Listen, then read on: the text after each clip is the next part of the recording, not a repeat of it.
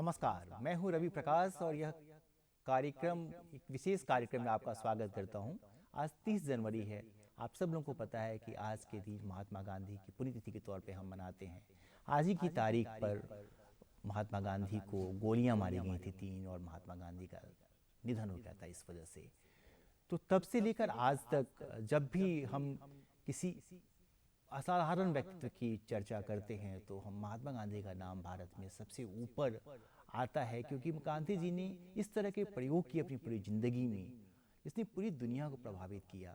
और यही वजह है कि हर बार जब भी उनकी जन्मतिथि होती है या उनकी पुण्यतिथि का मौका आता है, हम गांधी को बार बार याद करना चाहते हैं, उन पर बात करना चाहते हैं, उनसे सीखना चाहते हैं। इसलिए भी कि हम तो चीज़ों को समझें ही, आने वाली पीढ़ियां भी इस चीज़ को जान सकें कि उनके यहाँ कोई इस तरीके का असाधारण आदमी भी उनकी धरती पर पैदा लिया था, जिसे भारत राष्ट्रपिता कहता है। और इस पर बात करने के लिए, इस विषय पर बात करने और इस खास दिवस पर उनकी यादों को संजोने के लिए हमने 2 खास मेहमानों को अपने स्टूडियो में बुलाया है। हम स्वागत करते हैं अमन कुमार जी का, जो चीफ ऑफिसर एग्जीक्यूटिव हैं दूरदर्शन झारखंड के, और प्रदीप कुमार सिंह जी का, जो वरिष्ठ पत्रकार हैं, दैनिक जागरण अखबार के ब्यूरो चीफ हैं। आप दोनों ही लोग हमारे इस कार्यक्रम में स्वागत है।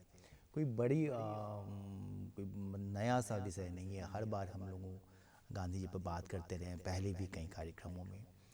आज के दौर में जब कई बार ऐसा लगता है कि आपके लोकतंत्र के समक्ष काफ़ी चुनौतियां हैं, कई नई परिस्थितियां पैदा हो रही हैं, ऐसे में गांधी जी कितना याद आते हैं और किस तरह से याद आते हैं? देखिए, आपने बहुत अच्छी बात कही।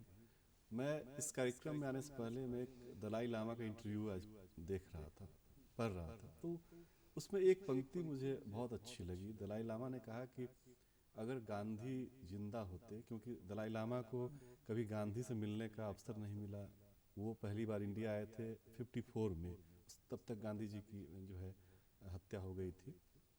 तो उन्होंने कहा कि अगर मैं गांधी जी से मिलता तो उनसे पूछता कि तिब्बत मसले को हम कैसे हल करें और चीन के सामने हम कैसे अहिंसक आंदोलन और लोकतांत्रिक आंदोलन कैसे करें जिससे हमारी जीत हो।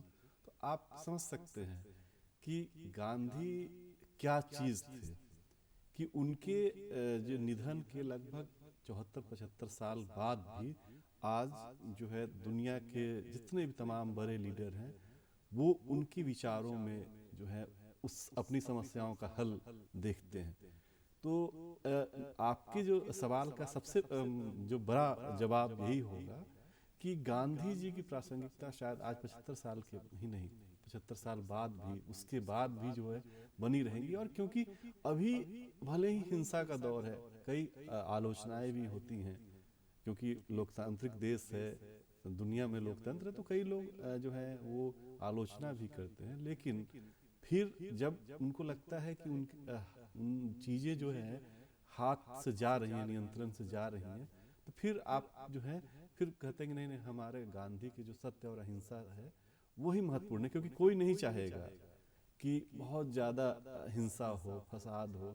उससे कभी कोई हिंसा से किसी चीज़ का हल नहीं होता। फिर हम कहाँ जाते हैं? शांति के पास जाते हैं। और गांधी शुरू से ही कहते रहे हैं कि अहिंसा ही जो है परम सत्य है।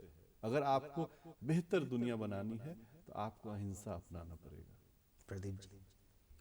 और निश्चित तौर पर जिस तरीके से दलाई लामा का इन्होंने जिक्र किया, और दलाई लामा का भी जब आप जीवन देखेंगे, एक बहुत बड़ी महाशक्ति है चीन, और उसके खिलाफ लगातार अगर दलाई लामा विभिन्न अंतर्राष्ट्रीय मंच पर बोलते हैं और तर्कपूर्ण तरीके से बोलते हैं, और जिस तरीके से अभी अमन जी जिक्र कर रहे थे कि महात्मा गांधी को लेकर के उन्होंने जो अपनी भावनाएं व्यक्त की हैं, तो यह वाकई इस बात को आगे रखने के लिए कि बार बार जो चर्चा जिस तरीके से आपने विषय प्रवेश कराया कि गांधी आखिरकार बार बार क्यों याद आते हैं, तो जब जब इस प्रकार की समस्याएं सामने आएंगी, जिस प्रकार तिब्बत और चीन का जो मसला है, ये अंतर्राष्ट्रीय मसला, इसको लेकर के दलाई लामा कहते हैं कि अगर मुझे गांधी जी से मिलने का मौका मिला होता तो मैं उनके चरण छू करके यह पूछता कि बताइए कि इसका समाधान क्या है।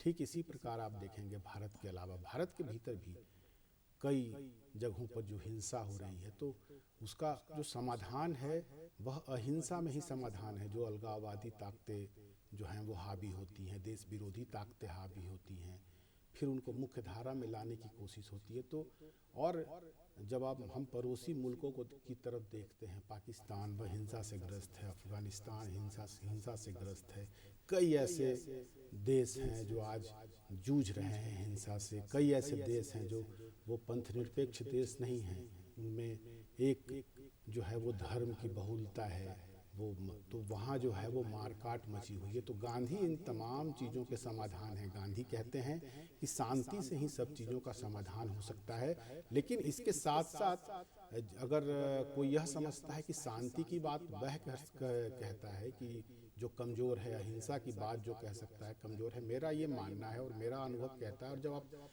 गांधी को जैसे जैसे आप अध्ययन करेंगे गांधी को, तो बहुत अधिक मजबूत होने की आवश्यकता है अगर आप अहिंसा के बल पर चलते हैं और अगर आप शांति के पक्षधर हैं, उसको लेकर के चलते हैं। और गांधी जी ने अपने जीवन में यह दिखाया कि जिस ब्रिटिश के खिलाफ यह कहा जाता था कि जो है वो इनके यहाँ कभी सूर्यास्त नहीं होता, उस ब्रिटिश साम्राज्य का सूर्यास्त अगर हुआ, उसमें कई शक्तियों का मिलन हुआ, लेकिन एक बहुत बड़ी धुरी महात्मा गांधी थे जिन्होंने पूरे देश को नेतृत्व प्रदान किया, एक मंच पर लाया। लोग गांधी जी के नाम के दीवाने थे। और आज भी किसी प्रकार की समस्या आती है, अगर किसी प्रकार का विरोध करना पड़ता है, तो जो उन्होंने सत्याग्रह का जो एक दिया था हथियार, हम सत्याग्रह को हथियार उसको अपनाते हैं और लोग आते हैं। आप 2014 में अन्ना हजारे का आंदोलन आप देख लीजिए, तत्कालीन सत्ता के खिलाफ आंदोलन था और मुझे लगता है कि ये इस सदी का जो है वो बड़ा महत्वपूर्ण आंदोलन था। इसी प्रकार के जो भी आंदोलन होते रहे हैं,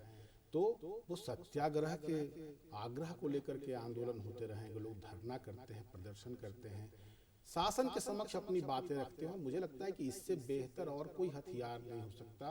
और जब जब किसी प्रकार की समस्या जो है वो किसी देश के सामने आएगी, मैं कहता हूँ मानव सभ्यता के सामने आएगी, तो गांधी के जो विचार हैं उनके विचारों को सामने लाकर उस परिप्रेक्ष्य में हम उसका समाधान निकाल सकते हैं, उस समस्या का निराकरण हम ढूंढ सकते हैं। मुझे ऐसा लगता है। तो गांधी जी हम लोग जिस पीढ़ी के लोग हैं या हमारी जो उम्र है, हम तीनों की कम से कम, और हमारी उम्र के और लोग जो इस कार्यक्रम को देख रहे होंगे, या हमसे बुजुर्ग लोग या हमसे नौजवान लोग, गांधी को देखने का सौभाग्य हम तीनों को नहीं मिला या हमारी उम्र के और दूसरे लोगों को नहीं मिला। कभी ऐसा लगा ही नहीं कि गांधी जी के बारे में नहीं जानते। इतना कुछ जानते हैं जितना आप अपने पिताजी के बारे में जानते हैं, जितना आप अपने दादाजी के बारे में जानते हैं या अपनी माँ के बारे में जानते हैं। आपको लगता है कि जितना आप अपनी माँ से इंटरैक्ट करते हैं या माँ के स्वभाव को से परिचित हैं गर्भ में रहते हुए, उतना ही परिचित महात्मा गांधी से भी हैं।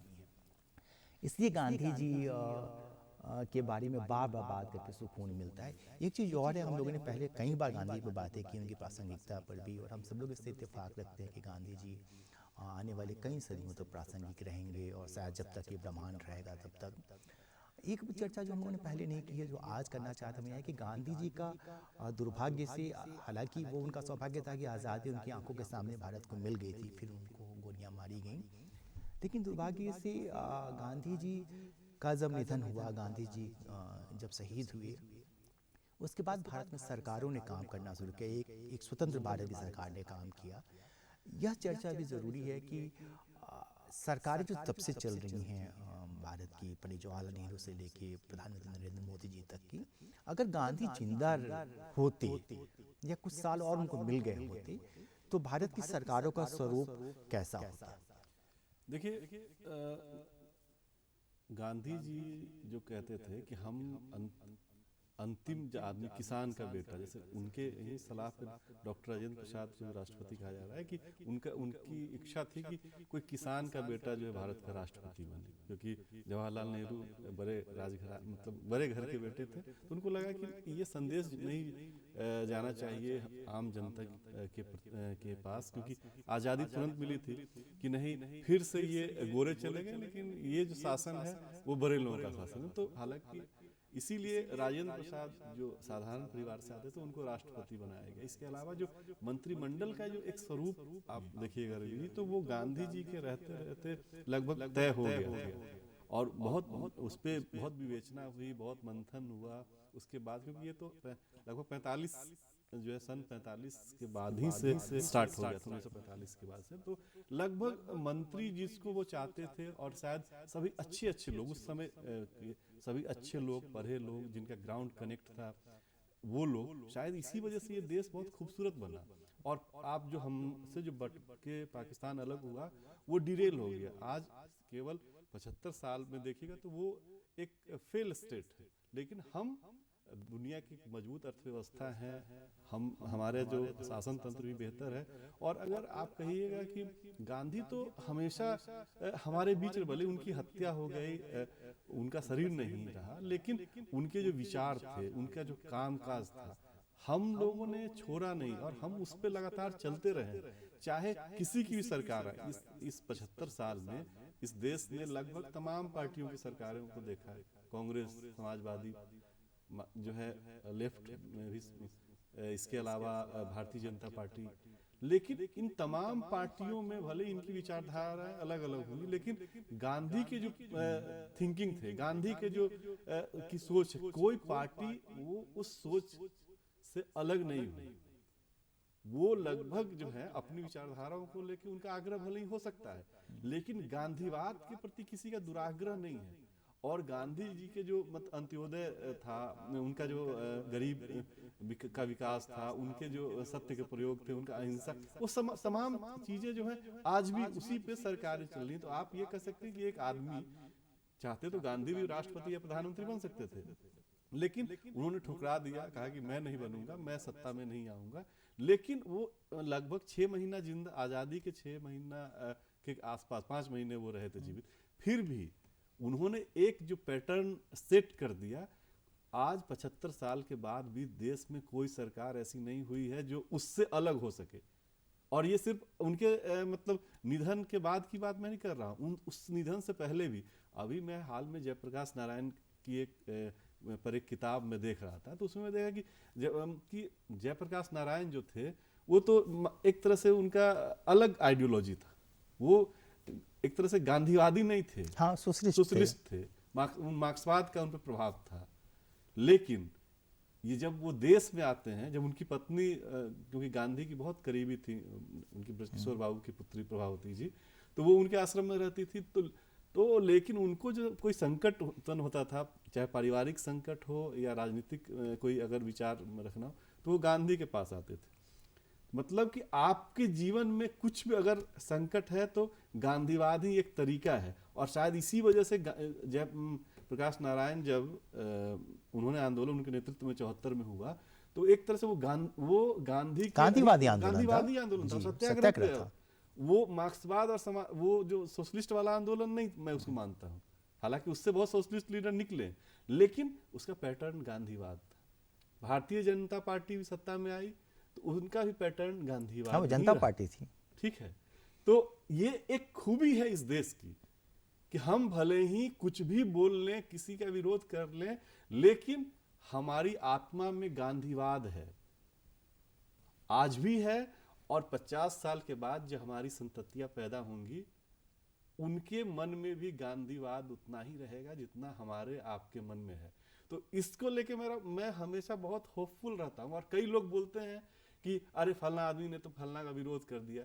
वो विरोध क्षणिक है, वो ड्राइंग रूम का विरोध हो सकता है, लेकिन जब उसको काम करना, जब जज की कुर्सी पे, मतलब हम अगर इस कुर्सी को होल्ड कर रहे हैं और अगर हमको कुछ इस कुर्सी पे बैठ के कुछ अगर समाज को देना है, तो वहाँ गांधीवाद ही मेरे माथे में आएगा, दिमाग में आएगा, और उसी से हम रास्ता निकाल लेंगे। क्योंकि समाज को आगे ले जाने का जो पैटर्न है इस देश में, वो गांधीवाद ही है। और अगर इससे आप अगर भटकिएगा तो शायद खराब स्थिति होगी, जो हमारे पड़ोसी मुल्क की हो रही है। हाँ भाई, उसका तो बंटवारा भी हुआ पाकिस्तान का। देखिए, बंटवारा हो गया और उसकी इकोनॉमी ध्वस्त है, उसके पास कोई एक ऐसा लीडर नहीं है जिसका पूरी दुनिया में नाम हो, उसके पास कोई ऐसा, जिन्ना कितने आदमी मानते हैं। लेकिन महात्मा गांधी की मूर्तियां हर देश में, लगभग तमाम देशों में लगी हुई हैं। अभी भी ऑस्ट्रेलिया में के प्रधानमंत्री ने वहां लगवाया, अफ्रीका, मतलब ऐसा कोई कंट्री नहीं जहां गांधी नहीं है। बहुत आसान नहीं है कि आप गांधी को कैसे भुला दीजिएगा। और तमाम देश जो है वो गांधीवाद पे चल रही है। लेकिन आप बताइए ना कि दुनिया में कौन सा ऐसा देश है जो जिन्ना की बात करता है? जिन्ना की पब्लिकली तारीफ करता। अब क्योंकि कूटनीतिक संबंध है किसी देश से तो हो सकता है और कि पाकिस्तान हाँ, जिन्ना तक हाँ, सिमट के रह गया है। भुट्टो तक गया, भुट्टो के बाद तो कुछ हुआ नहीं। हाँ, तो अरे उनके पास कोई एक लीडर ही लीडर नहीं है। और हमारे पास जो है, हमारे अगर दुनिया में कोई भी आदमी आता है, यहाँ हमारे इंडिया में कोई बड़ा लीडर आता है तो एक बार वो गांधी के पास जरूर जाता है, गांधी की समाधि पर जरूर जाता है, माल्यार्पण जरूर करता है, पुष्पांजलि, और एक शांति महसूस करता है। और कई राजनेताओं का बयान आपने देखा होगा कि जब मैं परेशान रहता हूँ, जब मुझे लगता है कि क्या होना चाहिए, तब गांधी जी की बातें मुझे पसंद आती। तो ये इंडिया ही नहीं, तो मैं दोनों चीज़ों को लेके बहुत ही खुश रहता हूँ कभी कभी कि सरकारें कोई भी आए, पार्टियां कोई भी आए, कोई भी वाद रहे, लेकिन गांधी ही इस देश की धुरी हैं। और ये खुशी की बात है कि वो इंटरनेशनल लेवल पे भी उनको लोग अब मांग रहे हैं, उनकी चीज़ों को मांग रहे हैं और उसको आगे बढ़ा रहे हैं। अच्छा प्रदीप जी, गांधी जी को लेकर एक बात और होती है कि क्योंकि गांधी जी मतनिरपेक्ष व्यक्ति थे, हालांकि मौत के वक्त उनके मुंह से हे राम निकला, जो क्योंकि वो हिंदू थे और हिंदू धर्म में उनकी आस्था थी। और आज उस हे राम उनकी समाधि पे राजघाट पे लिखा हुआ और सभी धर्म के लोग जाके वहाँ पे फूल चढ़ाते हैं। फिर भी एक बात होती है कभी कभी कि बंटवारा जो हुआ, तो महात्मा गांधी अगर चाहते तो शायद वो बंटवारा रुक गया होता, या क्या परिस्थितियाँ उस वक्त बनी थी जिनको गांधी जी शायद सुधार सकते थे या नहीं सुधार पाते। आप क्या सोचते हैं इसको लेकर कि धर्मनिरपेक्षता को लेकर गांधी जी कहाँ थे? देखिए, गांधी जी ने जिस तरीके से अमन भाई ने कहा, और बड़े ही मतलब अच्छे तरीके से इन्होंने गांधी से लेकर के जेपी की बातें की। मैं आपके सवाल पर आऊँगा, उसके पहले एक मतलब उस प्रश्न के संदर्भ में ये भी मैं कहना चाहूँगा कि जब गांधी जी दक्षिण अफ्रीका से लौटे और उनको ये आभास हो गया था कि भारत को आज़ादी जो है वो मिल जाएगी, जल्द आज़ादी मिलेगी, तो उन्होंने पूरे भारतवर्ष का दौरा करना शुरू किया। और वो तीसरे दर्जे में रेलवे में वो यात्रा करते हैं, समझते हैं इस देश को, और उनको पता चलता है कि इस देश की मजबूती क्या है, इस देश की कमजोरी क्या है। तो हमारे देश की जो मजबूती थी वह कौमी एकता हमारी मजबूती थी इस देश की। और इसके पहले जो अंग्रेज़ों ने जो बांटो और राज करो की नीति के तहत जिस प्रकार से ये कहें कि ये जो माहौल था उसको खंडित करने का प्रयास किया था, इसको गांधी जी बखूबी समझते थे। और इसकी परिणति जिस प्रकार से आपने पूछा कि जो भारत और पाकिस्तान का जो बंटवारा हुआ, तो एक जो है वो माहौल इस प्रकार से बट गया था। और मुझे नहीं लगता था कि बहुत ज़्यादा प्रयास हुए उस वक्त, और आपने देखा कि एक पूरी लीडरशिप इन्होंने खड़ी की। महात्मा गांधी ने, सुभाष चंद्र बोस भी उनके साथ थे, मतभेद थे फिर भी उनके साथ में थे, सरदार पटेल जैसे मजबूत नेता उनके साथ में थे, जवाहरलाल नेहरू आरंभिक दिनों में जब उनको जिम्मेदारी मिली देश की तो बहुत मजबूती से उन्होंने देश को आगे बढ़ाया। और जिस प्रकार से आगे आने वाले दिनों में भी देश के लिए जो कार्य हुए, तो कहीं ना कहीं से यह जो था कि बंटवारे के वक्त रोका जा सकता था कि धर्म के आधार पर जो है वो दो मुल्कों का बंटवारा नहीं हो, वो तो एक इसकी विवेचना भी होती है, इतिहासकार विवेचना करते हैं। कहीं ना कहीं से गांधी जी को कटघरे में भी खड़ा करने की कोशिश की जाती है। इन पे आरोप भी लगता है कि आप जो हैं वो एक खास धर्म के साथ जो है वो खड़े हैं। कई बार गांधी जी जो है वो, अगर सामूहिक हिंसा हुई है तो उसके बाद गांधी जी ने जो है वो अन्न जल त्यागने की त्यागा है, उपवास किया है उन्होंने। तो उनका एक आग्रह था कि ये दो मुल्क जो है वो बने, लेकिन जो परिस्थिति इस प्रकार थी और अंग्रेज़ों का कुचक्र तो लगातार चल ही रहा था। वो जाते जाते भी इस मुल्क को अगर दो टुकड़े में करके गए हैं तो वो उनकी जो सोची समझी नीति थी कि एक बहुत बड़े देश को जो है वो हमें कमज़ोर करके रखना है ताकि आगे आने वाले दिनों में भी यह अपने पैरों पर खड़ा नहीं हो। और गांधी जी ने जिस प्रकार से लीडरशिप तैयार की है खुद के रहते हुए, और जो उन्होंने रास्ता दिखाया, उनका रास्ता यही था कि आप अपनी अपेक्षाएं कम कर लो, अगर हम अपनी ज़रूरतें कम करेंगे। और गांधी जी ने अपने जीवन में ये सारे प्रयोग करके दिखाए कि अगर हम अपनी ज़रूरतें कम कर लेंगे और जो हमारा स्वराज, जो ग्रामीण अर्थव्यवस्था को अगर हम मजबूत करेंगे, तो भारत को उन्होंने देखा था कि ज़्यादातर लोग जो हैं वो कृषि पर निर्भर हैं। और जिस प्रकार से आप आज़ादी के बाद शिफ्ट करते हैं, जेपी की बात आती है, मैं जेपी को बहुत नज़दीक मानता हूँ महात्मा गांधी से, जो उनके विचार थे। आप जेपी के आश्रम कौआ कोल नवादा में जाकर देख सकते हैं, जो उन्होंने प्रयोग किए हैं वहाँ की ग्रामीण अर्थव्यवस्था को करने की। हालांकि ये प्रायोगिक तौर पर देश के अलग अलग हिस्सों में होता रहा है। नानाजी देशमुख किया करते थे, बाबा आमटे किया करते थे, उन्होंने भी प्रयोग किए हैं। आप अगर देखें तो इनके ऐसे कई सारे चेहरे आपको मिलेंगे जिन्होंने गांधी जी को बहुत ज़्यादा एडॉप्ट किया। बाबा आमटे ने जो कार्य किए हैं कुष्ठ रोगियों के बीच में, वो देवतुल्य सरीखा कार्य है। नानाजी देशमुख ने जो प्रयोग किए हैं ग्राम स्वराज को आगे बढ़ाने के लिए, ये जो है वो ये इसकी जो है वो परिकल्पना गांधी जी ने ही की थी।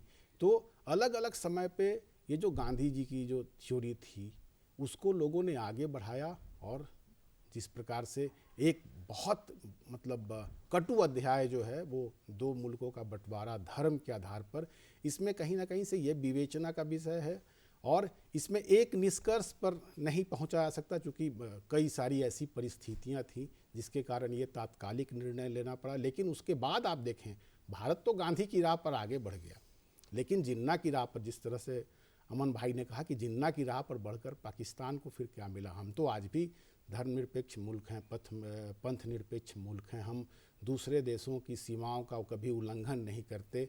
हम हर अपने उस पड़ोसी की मदद करने को तत्पर रहते हैं। आप अभी देखें, अभी ये तो पूरा विश्व जो है वो एक महामारी के संकट से गुजर रहा, बहुत बड़ा संकट है। भारत जो है वो अपनी इतनी बड़ी आबादी को समेट कर पूरे दुनिया के उन मुल्कों को टीका उपलब्ध करा रहा है। ये किसकी देन है? ये विचारधारा किसकी है? ये गांधी जी की विचारधारा है। ये गांधी जी की विचारधारा है। सामने वाले के आंसू पोंछने का जो साहस है ये गांधी जी ने दिया है। ये जो है वो ये जिन्ना महाशय का नहीं है विचारधारा। और ये देश जो है वो गर्व महसूस करता है। और मैं तो बार बार कहता हूँ कि ये जो इस विचारधारा पर आगे बढ़ कर के ही हम वैश्विक शांति की जो कल्पना कर सकते हैं, तो ये इस विचारधारा पर आगे बढ़ कर के ही हम वैश्विक शांति की कामना कर सकते हैं, सबके कल्याण की कामना कर सकते हैं। और गांधी जी तो मतलब सनातन परंपरा के वाहक थे। सुबह शाम प्रार्थना करना, और आपने भी जिक्र किया अंतिम शब्द जो उनके मुंह से निकले पूरी दुनिया जानती है, लेकिन कभी उन्होंने कटुता नहीं फैलाई। और इसी के आधार पर देश आगे बढ़ेगा। कटुता के आधार पर, वैमनस्यता के आधार पर, नफरत के आधार पर देश आगे नहीं बढ़ सकता। और जब तक ये आपके भीतर है तब तक आप शांति की भी कल्पना नहीं कर सकते। गाँव में बहुत खुशी होती है जब हमको ये कहा जाता है, हम पढ़ते हैं किताबों में और हम कहानियाँ सुनते हैं कि पाकिस्तान में सीमांत गांधी कहा जाता है, खान अब्दुल गफ्फार खान को, क्योंकि गांधी के काफ़ी करीब थे। नेल्सन मंडेला को गांधी की तरह का नेता कहा जाता है। आंग सान सू की जो लड़ाई थी उसको गांधीवादी तरीके की लड़ाई कही जाती है। तो गांधीवाद हर जगह हावी इसलिए हो जाता है क्योंकि बहुत आसान था और उसमें सत्य और अहिंसा का प्रयोग था। गांधी जी जब आज़ादी की लड़ाई लड़ रहे थे, जब 1917 में चंपारण सत्याग्रह हुआ और 47 में आज़ादी में 30 साल लंबा वक्त होता है किसी आंदोलन को चलाने के लिए। लगभग सभी बड़े नेता, एक जो केंद्र था वो गांधी जी उसके केंद्र बिंदु थे और सब लोग वहाँ पे आके जुटते थे, चाहे वो गर्म दल हो या नरम दल हो। प्रबंधन करना एक बड़े आंदोलन का 30-30, 40-40 साल तक एक लड़ाई को लड़ पाना ये बहुत कठिन था, जब लोगों से आपको पैसे की भी ज़रूरत है, सपोर्ट की भी ज़रूरत है। गांधी जी का प्रबंधन कितना कारगर था जब भारत आज़ादी की लड़ाई लड़ रहा था? देखिए, प्रबंधन तो इतना उनका मजबूत था कि कभी आर्थिक संकट जो है वो उस समय के आंदोलन को नहीं झेलना पड़ा। इसके अलावा जो है जो गांधीवाद की बात हम करते हैं वो सारा कुछ आत्मनिर्भरता पे ही टिका हुआ है। ठीक है, तो गांधी केवल आंदोलन नहीं करते थे, उसके बाद का रास्ता भी दिखाते थे। वो कृषि पे जोर था उनका। वो चाहते थे कि अपना हमारा जो लघु और कुटीर उद्योग मजबूत हो, उस पे जोर था और खुद उसको बढ़ावा देते थे। खुद वो हमेशा सुतली वो काटते रहते थे। खादी के बहुत बड़े समर्थक थे, जो आज भी हम उसको आगे बढ़ा रहे हैं। इसके अलावा उनको पता था कि जो अगर बड़े बिजनेसमैन हैं जो कंट्रीब्यूट कर सकते हैं जो देश के लिए, तो वैसे लोग भी उनके बारे में फॉलोअर थे। तो गांधी जो है जी बिरला जी ने आप देखिए, क्योंकि गांधी कहा जाता है कि टाटा जो झारखंड में एक बड़ा समूह है, कभी टाटा में हड़ताल नहीं होती। उस समय एक बार जो है हड़ताल को सुलझाने में गांधी जी का बड़ा योगदान था। तो गांधी जी उद्योग के भी समर्थक थे, औद्योगिकरण हो उसका भी समर्थक थे, कृषि के समर्थक थे। तो उनका जो पूरा जो आप कहिएगा उनका मॉडल जो है, गांधीवाद का जो मॉडल है, वो अपने आप में बड़ा अनूठा है। आप अहिंसा की बात करते हैं, जब क्योंकि विश्व युद्ध उस समय जब पूरा आंदोलन जब चल रहा था, भारतीय स्वतंत्रता आंदोलन का जो अंतिम फेज है, वो उस समय वर्ल्ड वार का भी दौर था। तो ऐसा नहीं था कि गांधी जी उस समय बैठे हुए थे और उस पूरे सिचुएशन में अपने आंदोलन भी हो रहा था, जब जरूरत उनको हुई तो उन्होंने मदद भी किया, उन्होंने आह्वान भी किया सेना में भर्ती का भी। तो उनका मॉडल जो है बड़ा विस्तृत है, और कि उसमें केवल यही नहीं है कि आप कोई कुछ कर ले आप चुप रह जाइए, वो तो है ही। सत्य अहिंसा का तो मॉडल है ही, कि जिसपे आप अभी जिक्र कर रहे थे। उनके निधन के इतने दिन के बाद उनके मॉडल को अपना के लोगों ने देश को आज़ाद, दक्षिण अफ्रीका से रंगभेद खत्म हो गया, बर्मा में जो है वो लोकतंत्र की बहाली हो गई। उन लोगों ने, तमाम लोगों ने नोबेल पुरस्कार, जो इतना बड़ा पुरस्कार है, वो पा लिया। तो गांधीवाद का यही मॉडल है, जिसमें आत्मनिर्भरता है, जिसमें सच्चाई है, जिसमें अहिंसा है, जिसमें औद्योगिकरण के लिए जगह है, जिसमें किसानों के लिए जगह है, जिसमें स्वाभिमान है, जिसमें हम लीडरशिप, गांधी, केवल आप गांधी जी को लीडर नहीं मानेंगे, कितना बड़ा वो आदमी था कि खुद तो वो लीडर थे ही, अपने इर्द गिर्द जो उनके कहा जाता है कि उनके जो थर्ड फोर्थ लाइन के जो नेता थे, उनको भी आज हम बड़े लीडर के रूप में याद रखते हैं। तो एक विराट छवि थी उनकी। तो उनका ये मॉडल है कि वो लीडरशिप भी पैदा करते थे, और उनको जहां लगा कि खतरा हो सकता है तो वहां पे सेना को भी मजबूती वो देते थे। तो उनका मॉडल बड़ा विस्तृत मॉडल है। तब ना मैं कह रहा हूं कि आज भी वो मॉडल टिका हुआ है, और अगले 100 साल, 500 साल और शायद कितने सालों तक वो मॉडल टिका रहेगा। उस मॉडल पे चल के हम अपने देश को, दुनिया को जो है हम समृद्ध बनाएंगे।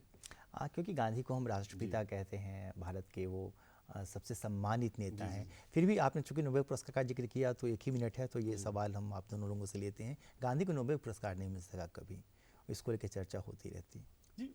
इस तरह की चर्चा है, कहा जाता है कि अंतिम समय में जो है उनको नहीं मिल पाया, लेकिन गांधी किसी पुरस्कार के मतलब मोहताज नहीं है, ठीक है। और गांधी नोबेल पुरस्कार से बहुत बड़े छवि के व्यक्ति थे, उनके बराबरी के लोगों को नोबेल पुरस्कार नहीं मिला है।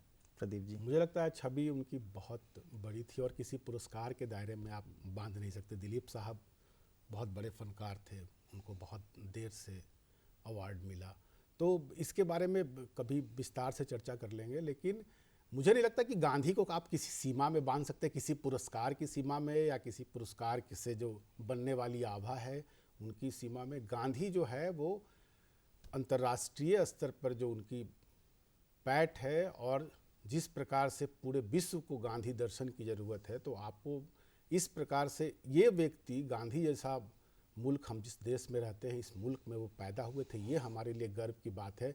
और आगे आने वाली पीढ़ी को इसके लिए गर्व की बात है कि गांधी, हम जिस धरती पर चलते हैं, गांधी जी ने भी इस धरती पर विचरण किया है, और विश्व को और आगे आने वाली पीढ़ी को अगर बेहतर भविष्य की तलाश करनी है तो गांधी जी को ही खोजना पड़ेगा। एक लाइन ये सोचिए ना कि नोबेल पुरस्कार नहीं मिला, नोबेल को आम आदमी, कितना दुनिया के जो आम आदमी है कितने लोग जानते हैं, कितने जगह उनकी मूर्तियां हैं, कितने जगह उनका वाद जो है उसको लोग अपना रहे हैं, लेकिन गांधी को लोग दिल में रखे हुए हैं। दिल में रखना जो है सबसे बड़ा पुरस्कार होता है। चलिए, आप दोनों लोग का बहुत बहुत धन्यवाद। मुझे पूरी उम्मीद है कि आप सब लोग भी महात्मा गांधी के दर्शन से, महात्मा गांधी के जीवन से, उनके संदेशों से आपका इत्तेफाक है, और आप इसी वजह से शायद भारत आज दुनिया में इतनी मजबूती के साथ अपनी छवि बनाकर संजो कर रखा हुआ है। मुझे इस कार्यक्रम को रोकने की इजाज़त दीजिए। आपसे फिर मुलाकात होगी। नमस्कार।